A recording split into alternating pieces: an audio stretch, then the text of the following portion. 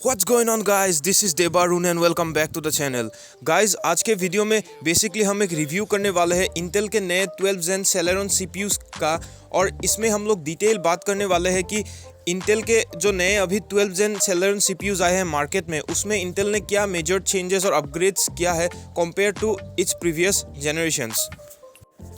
तो गाइज़, जैसा कि आप सभी लोगों को पता ही होगा कि इंटेल का जो नया 12 Zen मार्केट में आया है वो एक बहुत बड़ा अपग्रेड है कंपेयर टू उसके प्रीवियस जनरेशंस। और इसमें बेसिकली इंटेल ने एक हाइब्रिड आर्किटेक्चर इंप्लीमेंट किया था सभी सीपीयूज़ में, और उसके साथ ही इंटेल ने सभी सीपीयूज़ के क्लॉक स्पीड्स को बूस्ट किया था पहले से, और फिर आपका जो फैब्रिकेशन प्रोसेस था वो भी बहुत कम हो गया है कंपेयर टू प्रीवियस जनरेशंस। तो अभी बात करते हैं कि इसी नए इंटेल के 12 Zen के साथ इंटेल के जो Celeron CPUs है उनमें इंटेल ने क्या चेंजेस और अपग्रेड्स किए हैं। So without wasting any further do, let's get straight into the video.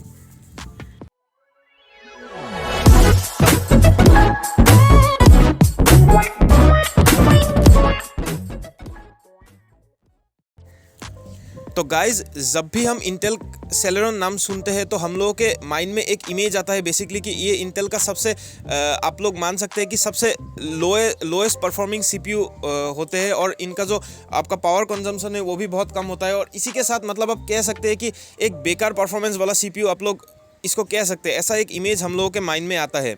लेकिन अभी 12 Zen के साथ बहुत सारे चेंजेस इंटेल ने अपने Celeron CPUs में भी किया है, और इसी के साथ इन Celeron CPUs का परफॉर्मेंस पहले से बहुत गुना बेहतर हो गया है अभी। तो बात करते हैं, अगर हम लोग 11 Zen को कंपेयर करेंगे इंटेल Celeron के 12 Zen के साथ, तो सबसे बड़ा जो अपग्रेड आया है वो है कोर्स में, नंबर ऑफ कोर्स में। तो पहले क्या होता था, इंटेल Celeron 11 Zen या फिर उससे नीचे जितने भी पुराने इंटेल Celeron के जनरेशन्स थे उन सब में आपको 2 कोर और 2 थ्रेड देखने को मिलता था। इसका मतलब बेसिकली एक डुअल कोर सीपीयू होता था जितना भी Celeron CPUs था 11 Zen और 11 Zen से पहले। लेकिन 12 Zen के साथ क्योंकि इंटेल ने हाइब्रिड आर्किटेक्चर इंप्लीमेंट किया है, तो इसमें इंटेल ने बेसिकली 5 कोर्स दिया है। उसमें से 4 आपको एफिशिएंसी कोर्स देखने को मिलेगा और 1 आपको परफॉर्मेंस कोर देखने को मिलेगा। ये बेसिकली हाइब्रिड आर्किटेक्चर सबसे बड़ा इम्प्रूवमेंट है इंटेल के 12 Zen में। इसके बारे में अगर आपको डिटेल में जानना है तो कमेंट कीजिएगा, मैं इस पर एक डिटेल वीडियो बना दूंगा 12 Zen के ऊपर। और दूसरा जो मेजर चेंजेस आया है इंटेल 12 Zen में वो है आपके क्लॉक स्पीड्स में। पहले जो 11 Zen में क्लॉक स्पीड्स होते थे इंटेल Celeron के, वो आप लोग मान सकते हैं कि 1.1 से 1.4 गीगाहर्ट्ज के बीच में रहते थे, यानी कि एक बहुत ही लो क्लॉक स्पीड वाले सीपीयूज ये होते थे 11 Zen तक। लेकिन अब इंटेल 12 Zen में जो नया इंटेल Celeron CPU आया है Z6900 नाम से, इसमें इंटेल ने बेसिकली क्लॉक स्पीड को 3.4 गीगाहर्ट्ज कर दिया है, और इसको आप लोग मान सकते हैं एक स्टैंडर्ड क्लॉक स्पीड अभी इंटेल ने प्रोवाइड किया है Celeron CPUs के साथ भी।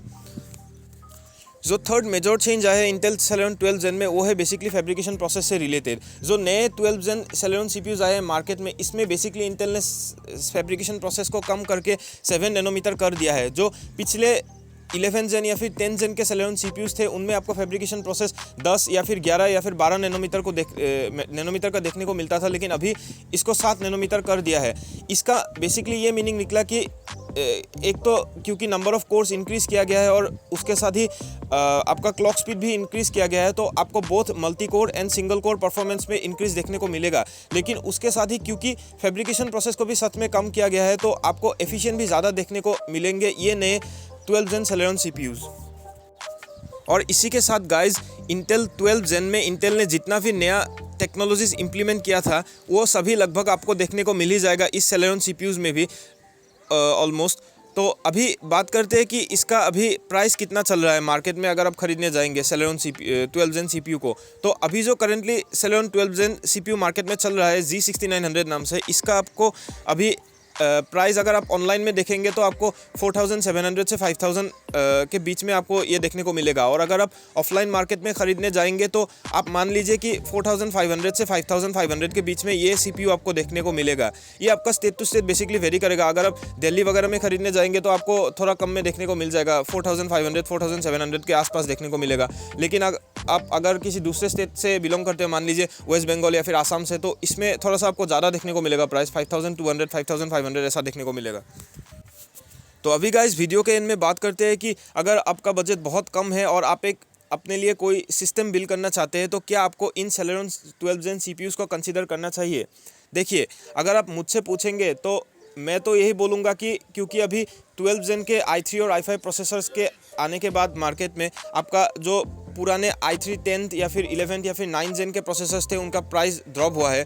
तो बेसिकली आपको वो प्रोसेसर्स, मान लीजिए आप i3 9 Gen या फिर 10 Gen CPUs आपको अभी मार्केट में 6500 से 7000 के बीच में देखने को मिलेगा, और वहीं पे आपका जो ये इंटेल Celeron 12 Gen है ये आपको लगभग 5000 के आसपास देखने को मिलेगा। तो आपका जो गैप है, प्राइस गैप, वो ज़्यादा नहीं है, लगभग 1000 से 1500 रुपया। आप अगर ज़्यादा स्पेंड करेंगे तो आप i3 प्रोसेसर ले सकते हैं 9 Gen या फिर 10 Gen का। तो मैं तो यही सजेस्ट करूँगा कि अगर आपका बजट बहुत कम है फिर भी आप थोड़ा सा एक्सटेंड करने का कोशिश कीजिए बजट को, और किसी i3 9 Gen या फिर 10 Gen को ही कंसीडर कीजिए, क्योंकि फिर आपका GPU कंपेटिबिलिटी थोड़ा सा अच्छा देखने को मिलेगा। आप 1660 सुपर जैसे GPU भी i3 के साथ आप पेयर कर पाएंगे और एक अच्छा परफॉर्मेंस निकाल पाएंगे उससे। लेकिन अभी मान लीजिए आपका बजट बहुत कम है, आपको मतलब CPU बिलो 5000 ही लेना पड़ेगा, दूसरा ऑप्शन नहीं है आपके पास, तो तब मैं बिल्कुल आपको रिकमेंड करूंगा कि किसी पुराने i3 या फिर i5 4th Gen या फिर 3rd Gen या फिर 5th Gen के CPU या फिर किसी पुराने एथलॉन CPU के ओवर आप इसको डेफिनेटली प्रेफर कर सकते हैं, क्योंकि इसमें इंटेल ने डेफिनेटली आपको इंटेल ने जितने भी नए टेक्नोलॉजीज प्रोवाइड किया है वो सब आपको देखने को मिलेगा। फिर नंबर ऑफ कोर्स भी ज़्यादा देखने को मिलेगा, क्लॉक स्पीड भी एक डिसेंट क्लॉक स्पीड आपको देखने को मिलेगा ही। तो डेफिनेटली किसी पुराने i3 या फिर i5 या फिर कोई एथलॉन प्रोसेसर के ओवर आप इसको डेफिनेटली प्रीफर कर सकते हैं अभी के हिसाब से। और GPU कंपेटिबिलिटी भी आपको इसमें ठीक ठाक देखने को मिलेगा। आप मान लीजिए कोई हेवी गेमर नहीं है, सिर्फ कैजुअल गेमिंग वगैरह करते हैं, तो तब आप इसमें GT 1030 या फिर GT 1630 या फिर 1650 भी आप इसमें पेयर कर सकते हैं, या फिर आपको अगर कोई मान लीजिए सेकेंड हैंड 1050 या फिर 1050 Ti मिलता है तो इसको आप पेयर कर सकते हैं इस CPU के साथ, और एक डिसेंट परफॉर्मेंस आप निकाल सकते हैं गेमिंग वगैरह में भी। तो गाइज़, पहले के हिसाब से तो मैं आपको कभी भी Celeron CPU लेने के लिए रिकमेंड नहीं करता, पुराने जितने भी Celeron CPUs थे 10 Gen या फिर 11 Gen में। लेकिन डेफिनेटली 12 Gen के साथ इंटेल ने एक बहुत बढ़िया काम किया है, बहुत सारे चेंजेस किए हैं अपने Celeron CPUs में भी। तो डेफिनेटली इसको आप प्रीफर कर सकते हैं अगर बहुत कम बजट है आपका। तो यही था गाइज़ बेसिकली आज के वीडियो में, और यहाँ पे मैंने सिर्फ इंटेल Celeron डेस्कटॉप CPUs के बारे में बात किया है 12 Gen। एक और वीडियो हम लोग बनाएंगे इस टॉपिक पे, जिसमें हम लोग बात करेंगे कि इंटेल Celeron के 12 Gen के जो नोटबुक CPUs आए हैं वो कैसे है, और क्या उसमें अपग्रेड्स और चेंजेस किया गया है कंपेयर टू 11 Gen या फिर 10 Gen Celeron नोटबुक CPUs। तो यही था गाइज़ आज के वीडियो में, मिलते हैं अगले वीडियो में। Till then, goodbye and take care.